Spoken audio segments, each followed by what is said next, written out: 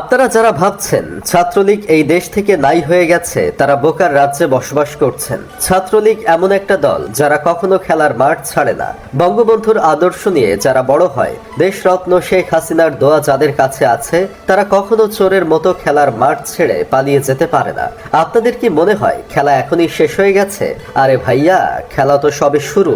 আপনারা ঢাকা শহর থেকে ছাত্রলীগদের কুত্তাবার মেরে তাড়িয়ে দিয়েছেন, কিন্তু তাতে কি তারা ডাকাত হয়ে ফিরে এসেছে? ডাকাত হয়ে ফিরে এসে তারা বিভিন্ন বাসা বাড়িতে ডাকাতি করে এটাই বুঝিয়েছে ছাত্রলীগ ফুরিয়ে যায়নি, তারা আবারও রাজ করতে এসেছে। যদিও সেনাবাহিনী আর সাধারণ মানুষ ও ছাত্র সমাজ তাদের বান্ডি ফাটিয়ে দিয়েছে, তাদের পিছনে জার্মান শেফার্ড লেলিয়ে দিয়েছিল। বোকা মানুষ এটা ভেবেছিল এসব করলেই ছাত্রলীগ পিছু পা হটবে, কিন্তু না ভাইয়া।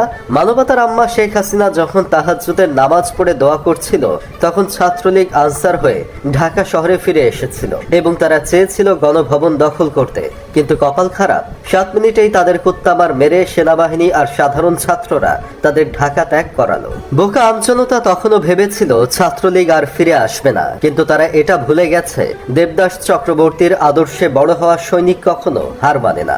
দুঃখিত, মাফ করবেন, ভুলবশত যা তা বলে ফেলেছি। বঙ্গবন্ধুর আদর্শে বড় হওয়া সৈনিক কখনো হার মানে না। তাই ছাত্রলীগ আবারও রিকশাওয়ালা হয়ে ঢাকা শহরে ফিরে এসেছিল, কিন্তু খুব একটা সুবিধা করতে পারেনি। তারপর তারা ফিরে আসলো ভিক্ষুক হয়ে, রাস্তাঘাটে করলো আন্দোলন, কিন্তু এটাতেও খুব একটা লাভ হলো না। তাই সর্বশেষ